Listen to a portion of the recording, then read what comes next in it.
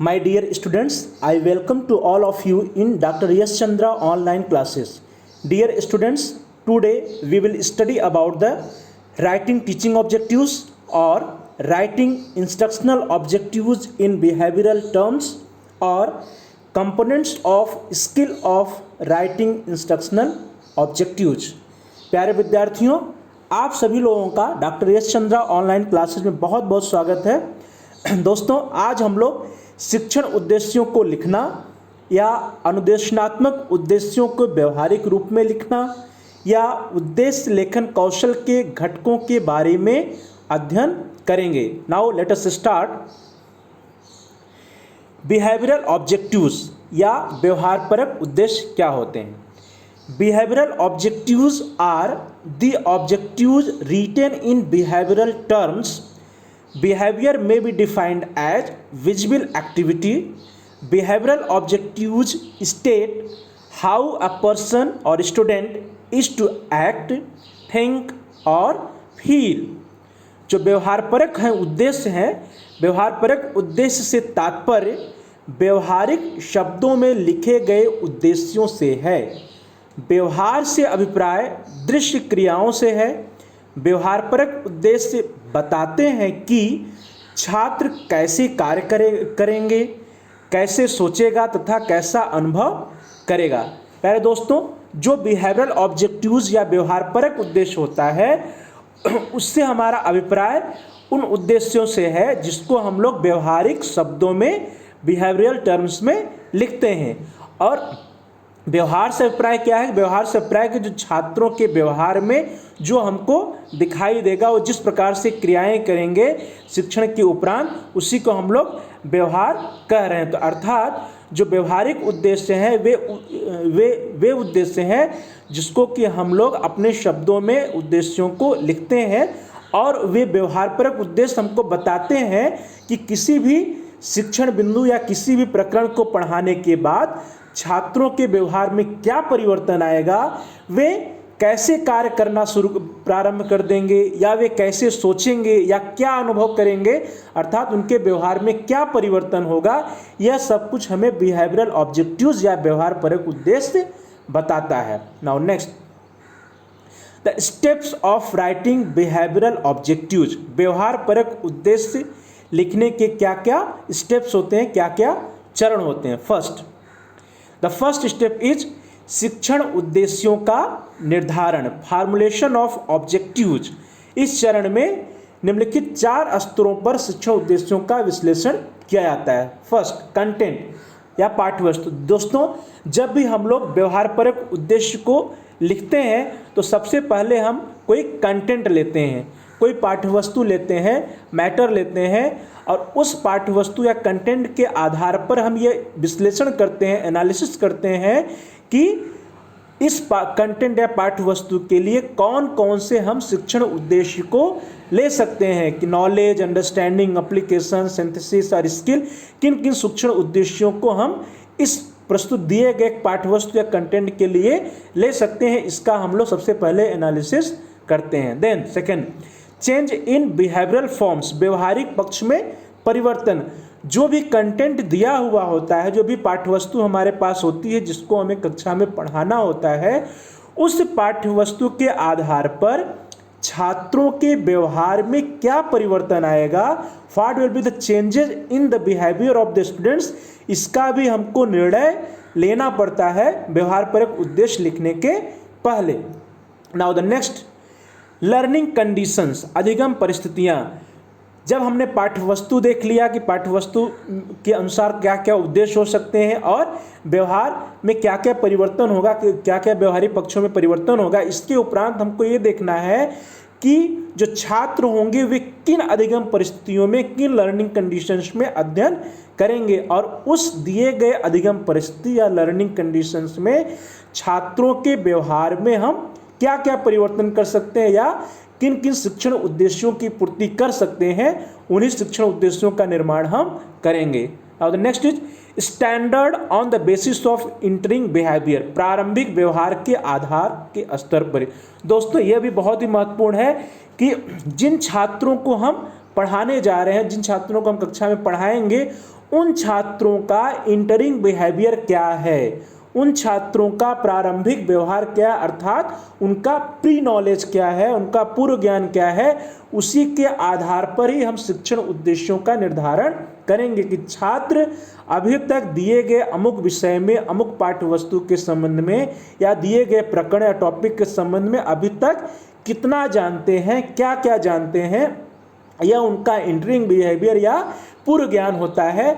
और उसी पूर्व ज्ञान या इंटरिंग बिहेवियर, प्रारंभिक व्यवहार के आधार पर हम कक्षा में पढ़ाए जाने वाले उद्देश्यों का निर्धारण करते हैं। Now the second step is content analysis या पाठ्य वस्तु विश्लेषण। दोस्तों, जब हम लोग अपने उद्देश्यों का विश्लेषण कर लेते हैं तो द्वितीय चरण में कंटेंट एनालिसिस या पाठ्य वस्तु का विश्लेषण करते हैं। और इसके पहले हम लोगों ने कंटेंट एनालिसिस के बारे में डिटेल में पढ़ा है।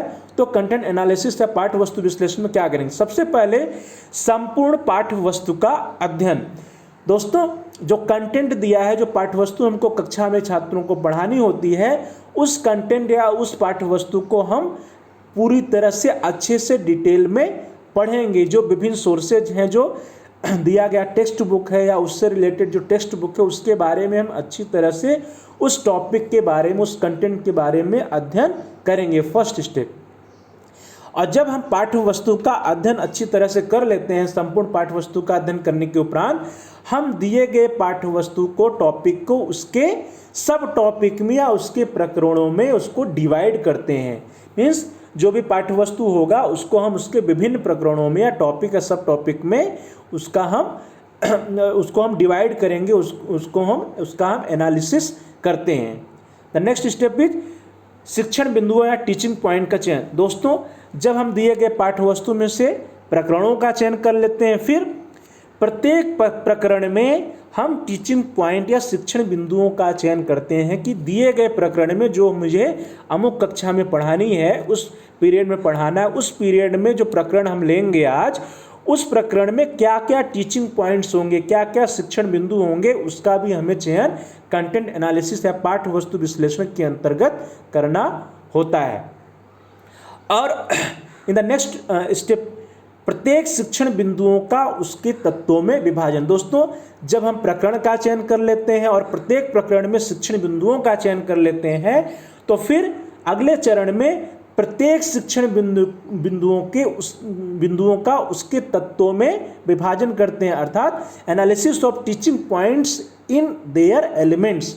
प्रत्येक टीचिंग पॉइंट का उसके तत्वों में हम एनालिसिस करते हैं, विश्लेषण करते हैं कि हर टीचिंग पॉइंट में क्या क्या तत्व हैं। और इन द लास्ट स्टेप प्रत्येक शिक्षण बिंदु के तत्वों का एक निश्चित क्रम में व्यवस्थित करना।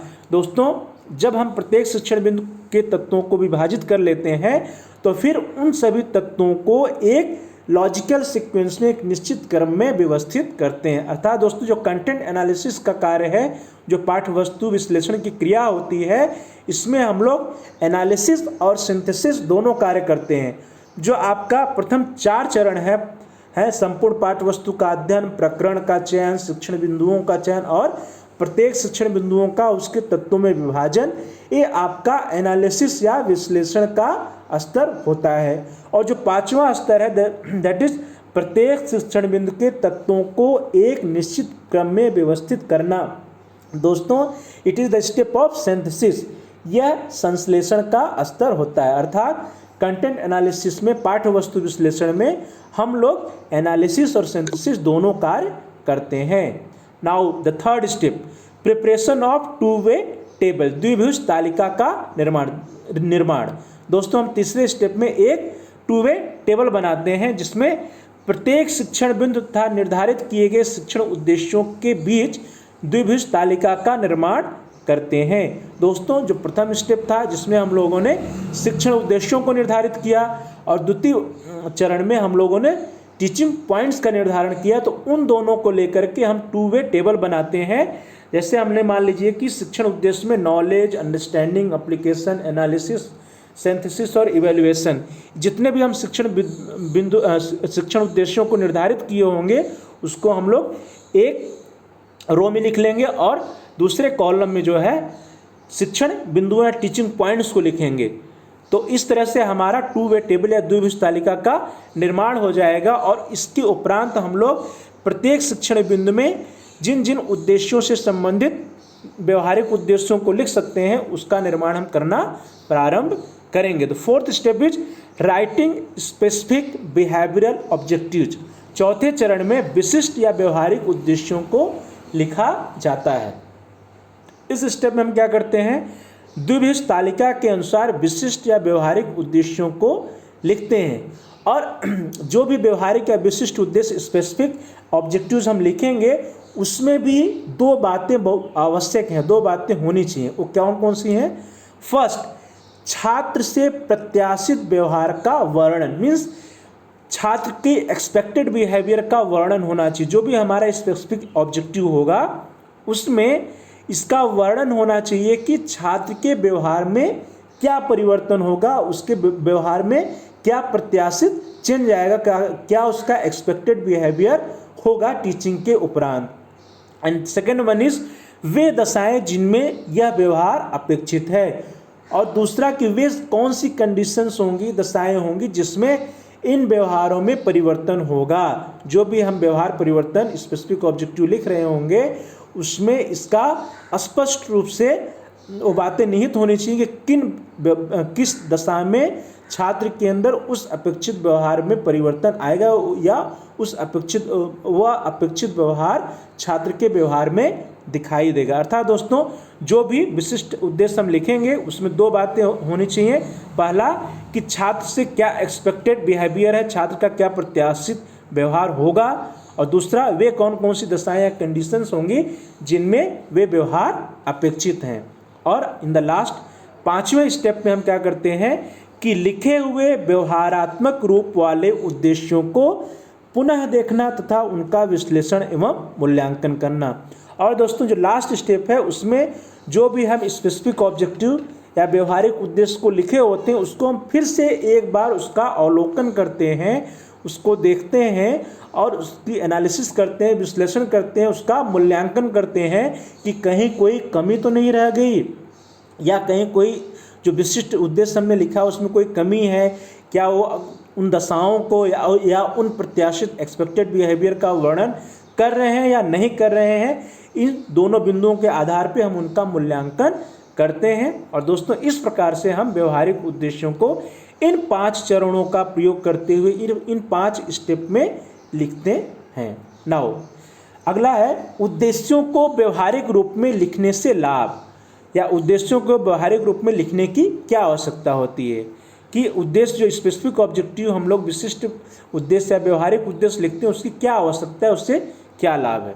दोस्तों बी.डी. भाटिया जी का एक कथन है कि उद्देश्य के अभाव में शिक्षक उस नाविक के समान है जिसे अपने गंतव्य स्थान का ज्ञान नहीं, जबकि शिक्षार्थी उस पतवार विहीन नौका के समान है जो समुद्र के लहरों के थपेड़ों को खाते हुए आगे बढ़ती जा रही है और कहाँ जाकर रुकेगी इसका कोई भान नहीं है। दोस्तों जो स्पेसिफिक ऑब्जेक्टिव या विशिष्ट उद्देश्य हम लोग लिखते हैं, अगर व्यवहारिक उद्देश्य या विशिष्ट उद्देश्य नहीं लिखें तब क्या होगा, तब जो हमारा शिक्षक है वो एक ऐसे नाविक के समान होगा जिसे उसका गंतव्य स्थान पता ही नहीं होगा कि उसे अपनी नाव को खींचते हुए कहाँ ले जाना है, उसका लक्ष्य क्या है, उसका गंतव्य स्थान क्या है।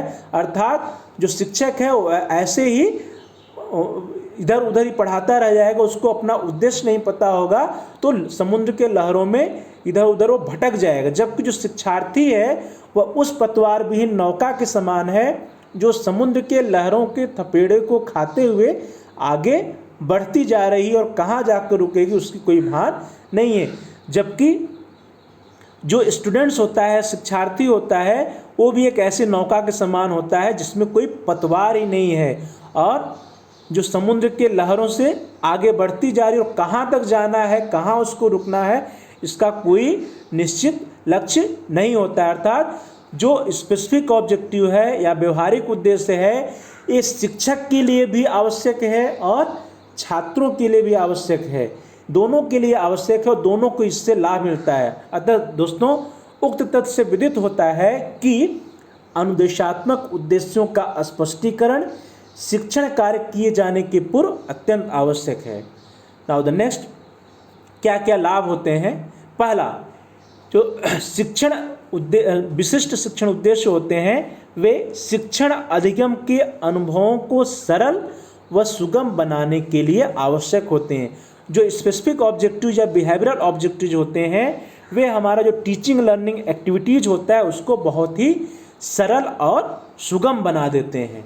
नेक्स्ट, शिक्षण की प्रक्रिया को क्रमबद्ध, सुनिश्चित, सुसंगठित तथा सीमित बनाने हेतु जो व्यवहारिक उद्देश्य होते हैं वे हमारी जो टीचिंग प्रोसेस होती है, शिक्षण की प्रक्रिया होती है, उसको एक निश्चित क्रम प्रदान करते हैं, उसको एक सुनिश्चित और सुसंगठित बनाते हैं, सीमित बनाते हैं कि हमें 30 मिनट या 35 मिनट के पीरियड में किन किन टीचिंग पॉइंट्स, किन किन शिक्षण उद्देश्यों को लेना है, किन टीचिंग पॉइंट्स या शिक्षण बिंदु पे अधिक बल देना है, किस शिक्षण बिंदु पे कम बल देना है, किस शिक्षण बिंदु को पहले पढ़ाना है। इन सब के लिए एक निश्चित जो क्रम होता है वे हमको जो स्पेसिफिक ऑब्जेक्टिव्स होते हैं वही प्रदान करते हैं।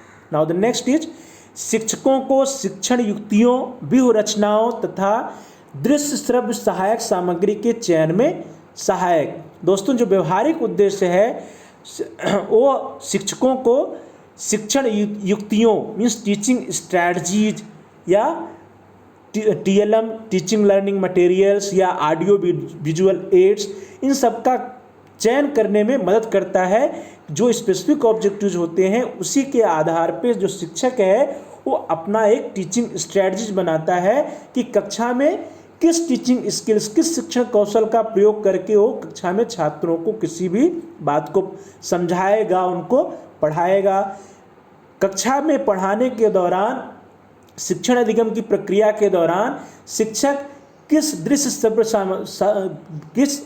श्रव्य सहायक सामग्री का प्रयोग करेगा, किस टीचिंग लर्निंग मटेरियल का प्रयोग करेगा, किस शिक्षण कौशल का प्रयोग करेगा, इन सभी का निर्धारण एक शिक्षक जो है इस विशिष्ट शिक्षण उद्देश्यों के आधार पर ही करता है। अर्थात जो बिहेवियरल ऑब्जेक्टिव्स होते हैं वे शिक्षकों को मदद करते हैं कि वे अपने audio visual aids, teaching strategies, TLM आदि का चयन कर सके। नेक्स्ट, सभी पक्षों से संबंधित उद्देश्यों की प्राप्ति का मापन व मूल्यांकन सुनिश्चित करने में सहायक। दोस्तों जो विशिष्ट शिक्षण उद्देश्य होते हैं वे छात्रों के व्यवहार में जो अपेक्षित परिवर्तन आया होता है उसका मापन और मूल्यांकन करने में सहायक होते हैं। अर्थात जो विशिष्ट शिक्षण उद्देश्य होते हैं उसी के आधार पर हम छात्रों के व्यवहार में आए हुए परिवर्तन का मापन और मूल्यांकन करते हैं और उसी के आधार पर हम देखते हैं कि क्या हमारा शिक्षण प्रभावशाली रहा अन्यथा नहीं रहा। यदि जो हमारे विशिष्ट शिक्षण उद्देश्य हैं उनकी कक्षा में प्राप्ति हो जाती है, अर्थात उन शिक्षण उद्देश्यों की पूर्ति हो जाती है, छात्र उन बातों को, उन शिक्षण बिंदुओं को सीख लेते हैं, उनके बारे में जान लेते हैं और उसका निर्धारण हम मापन और मूल्यांकन से कर पाते हैं, तभी शिक्षण को प्रभावशाली माना जाता है। अर्थात जो विशिष्ट शिक्षण उद्देश्य होते हैं वे शिक्षक को मापन और मूल्यांकन में सहायता प्रदान करते हैं। Now the components of skill of writing instructional objectives, उद्देश्य लेखन कौशल के घटक। फर्स्ट, पहला, instructional objectives should be always child centred. अनुदेशात्मक उद्देश्य सदैव छात्र केंद्रित होने चाहिए। दोस्तों, जो एजुकेशन है वही आजकल चाइल्ड सेंटर्ड हो गई, जो शिक्षा है वही छात्र केंद्रित है। तो जब एजुकेशन, पूरी शिक्षा की प्रक्रिया ही छात्र केंद्रित है तो इसलिए जो हमारे अनुदेशात्मक उद्देश्य होने चाहिए वे भी क्या होने चाहिए, स्टूडेंट या चाइल्ड सेंटर्ड होना चाहिए, छात्र केंद्रित होना चाहिए। अर्थात जो भी हम उद्देश्य लिखेंगे वे सभी उद्देश्य छात्र केंद्रित या चाइल्ड सेंटर्ड होने चाहिए। दूसरा, उद्देश्यों को छात्र व्यवहार परक होना चाहिए। Instructional objectives should be defined in behavioural terms. जो विशिष्ट उद्देश्य या व्यवहारिक उद्देश्य हम लिखेंगे वे सभी उद्देश्य छात्र व्यवहार परक होने चाहिए। अर्थात छात्रों के व्यवहार में क्या परिवर्तन आएगा यह स्पष्ट रूप से उस व्यवहारिक उद्देश्य या विशिष्ट उद्देश्य के द्वारा पता चलना चाहिए, उसका वो परिभाषित कर रहा हो कि छात्र के व्यवहार में क्या क्या परिवर्तन आएगा। ये जो है क्लियरली इंडिकेट होने चाहिए उद्देश्य, विशिष्ट उद्देश्यों के द्वारा। नेक्स्ट, उद्देश्यों को निरीक्षण योग्य व्यवहार के रूप में व्यक्त करना चाहिए। To explain students behaviour in such a way which can be observe. अर्थात दोस्तों, जो व्यवहारिक उद्देश्य होते हैं, जो शिक्षण उद्देश्य, विशिष्ट शिक्षण उद्देश्य, वे इस प्रकार होने चाहिए उसका हम ऑब्जर्वेशन कर सकें, निरीक्षण कर सकें, उनका हम मापन और मूल्यांकन कर सकें। अर्थात जो विशिष्ट शिक्षण उद्देश्य होंगे वे निरीक्षण योग्य व्यवहार में या मापन और मूल्यांकन करने योग्य व्यवहार के रूप में व्यक्त होने चाहिए। नेक्स्ट इज, व्यवहार किस परिस्थिति में होगा इसका स्पष्ट संकेत होना चाहिए। Two point out the situation under which the behaviour में अकर। जो विशिष्ट शिक्षण उद्देश्य या व्यवहारिक उद्देश्य होंगे उसमें इसका स्पष्ट रूप से संकेत होना चाहिए कि छात्रों के व्यवहार में जो भी परिवर्तन होगा या जो भी अपेक्षित व्यवहार होगा वो किस परिस्थिति में होगा, किस सिचुएशन में होगा, इसका स्पष्ट संकेत विशिष्ट शिक्षण उद्देश्य में होना चाहिए। नाउ द नेक्स्ट इज, छात्रों के कार्य का न्यूनतम स्तर निर्धारित होना चाहिए। To determine the minimum level of students. छात्रों के व्यवहार में जो परिवर्तन होगा या छात्रों का जो अपेक्षित व्यवहार होगा उसमें मिनिमम लेवल ऑफ स्टूडेंट्स या न्यूनतम स्तर क्या होगा, इसका स्पष्ट रूप से इंडिकेशन विशिष्ट उद्देश्य में होना चाहिए। जैसे हम कहते हैं कि छात्र जो है विटामिन्स के 2 प्रयोग बता सकेंगे या विटामिन्स के 2 लाभ बता सकेंगे, या छात्र जो है अलंकार के 2 उदाहरण दे सकेंगे, या छात्र जो है 2 प्रकार के विलोम शब्द बता सकेंगे। इस प्रकार से हम जो है छात्रों के न्यूनतम स्तर का निर्धारण करते हैं कि छात्र 2 उदाहरण दे सकेंगे, छात्र 2 विलोम शब्द बता सकेंगे, छात्र 2 प्रयोग बता सकेंगे, या छात्र 3 प्रयोग बता सकेंगे, या छात्र 3 लाभ बता सकेंगे।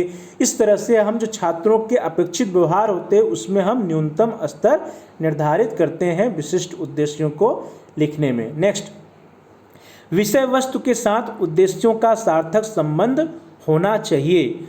To establish meaningful relation between the objectives and the subject matter. और दोस्तों, जो हमारा कंटेंट है, जो विषय वस्तु है और जो हमारा व्यवहारिक उद्देश्य है, स्पेसिफिक ऑब्जेक्टिव्स है, दोनों के बीच में मीनिंगफुल रिलेशनशिप या सार्थक संबंध होना चाहिए। ऐसा नहीं कि जो आपका विशिष्ट उद्देश्य है, व्यवहारिक उद्देश्य है, और जो आपका मैटर है, कंटेंट है, विषय वस्तु है, उसमें दोनों में कोई संबंध ही ना हो, बल्कि क्या होना चाहिए, विषय वस्तु और व्यवहारिक उद्देश्य दोनों में आपस में संबंध होना चाहिए। अर्थात जो विषय वस्तु या कंटेंट है उसी के आधार पर, उसी से रिलेटेड ही हमको अपने व्यवहारिक उद्देश्य बनाने। और दोस्तों, जब हम content analysis step by step करेंगे और उसमें से उसी कंटेंट के अंदर से ही अपने शिक्षण बिंदुओं को निकालेंगे और प्रत्येक शिक्षण बिंदु के आधार पर ही हम अपने विशिष्ट शिक्षण उद्देश्य या व्यवहारिक उद्देश्यों को लिखेंगे, तो हमारा जो उद्देश्य होगा वो विषय वस्तु के साथ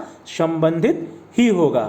तो दोस्तों, इस प्रकार से आज हम लोगों ने राइटिंग बिहेवियरल ऑब्जेक्टिव्स या व्यवहारपरक उद्देश्यों को लिखने के बारे में, या व्यवहारपरक उद्देश्य लिखने की क्या आवश्यकता होती है उसके बारे में, या व्यवहारपरक उद्देश्य लिखने के क्या क्या घटक होते हैं, या व्यवहारपरक उद्देश्य लिखने के क्या क्या चरण होते हैं, इन सभी के बारे में आज हम लोगों ने डिटेल में विस्तृत रूप में अध्ययन किया। दोस्तों, बहुत बहुत धन्यवाद आप लोगों का। Thanks to all of you. Please like and subscribe my channel so that you can get my all videos timely and also press the bell icon। दोस्तों, हमारे चैनल को आप लाइक करिए, सब्सक्राइब करिए और बेल आइकन को अवश्य दबाइए। बहुत बहुत धन्यवाद। Thanks to all of you.